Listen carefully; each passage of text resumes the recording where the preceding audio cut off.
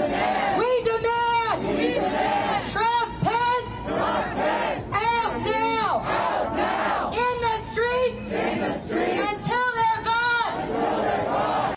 There you see an anti-Trump group calling for protests across the country every day until the election. We demand.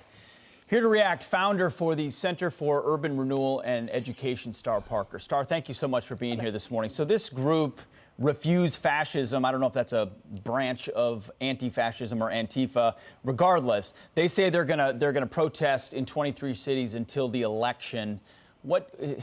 These groups like this have been involved not just protesting, obviously rioting as well. What do you make of this? Well, I think they're setting up Donald Trump for a landslide. He may even get the only state that Ronald Reagan didn't get after the last bout we had with these types of anti-American sentiments. We're talking about all of these organizations now, these peaceful protesters taking on the tactics of the KKK. Threats, intimidation, what next? So, yeah, I think that not only will we have chaos until the election day, but I think the suburbans are watching. Not only the suburbanites, the city dwellers, because now every time these peaceful protesters come to town, the cities have to board up. So we'll see what happens in November. Star, I think you're right about the way these protests will play when it comes to persuading voters. And it makes me wonder, the rioters, the protesters have to know that as well. They have to know this isn't a persuasion tactic. So what is the purpose in your mind? What is the end goal of these types of movements? Well, we know they want to destabilize our society. They are after our founding principles. They think that America is inherently evil because it was rooted in Christianity and capitalism and a constitution, a rule of law where we get to elect our officials, and they don't like this. So I think that they don't mind Donald Trump being the president because it would be much easier for them to continue this totalitarian push under a Donald Trump presidency than under a Joe Biden presidency.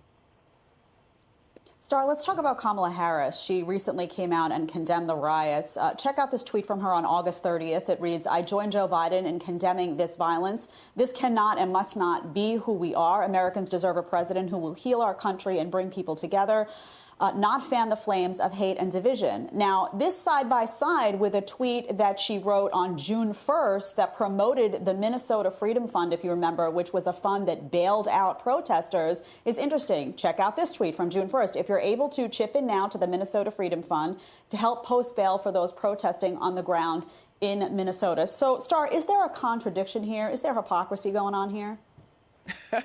Well, more than that, wink, wink, nod, nod, because we know that if we bail out these folks that are wreaking havoc across other people's private property, then they will continue this terror in the country, because they really think that this strategy may work for them, that actually they can be the peace and safety. Come on, guys, we don't want this continuous outcry in the streets. Police brutality is what we're really after. And so they're going to continue this actually as a strategic call. But I don't think that they have their pulse on the American people.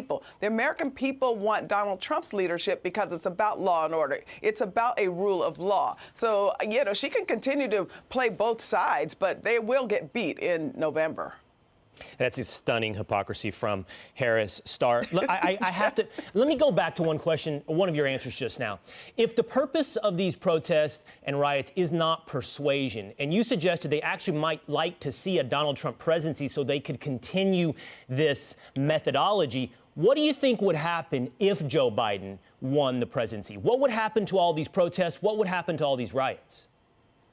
Well, I think that they'll probably continue and they'll overthrow Joe Biden. Let's face it, he's a very weak candidate. And in Kamala Harris, they may think that they have a progressive leader. But remember, the wheels of Washington still move very slowly. This is not a town that you can come in and just say, we're going to do this regardless of what the American people think about it. So I believe that it will continue in the streets, and they want it to continue in the street. Remember, we get opportunity in this free country to battle in the voting booth. That is not what they want. Otherwise, they would be peaceful until the election. They would be registered voters. They want the chaos so that they can demand of American people that we take up their cause. In a free country, you get to select your own cause. We all have our causes. The problem with their cause is they're demanding and shaking down corporations to invest in their cause, and they're threatening others that say, this is not my cause. I agree that there's a problem, but it's not my cause. I don't want to spend my time there. And they're just going to demand it all the way through the election. But yeah, I really think that they would prefer a Donald Trump presidency so that they can tear this country apart.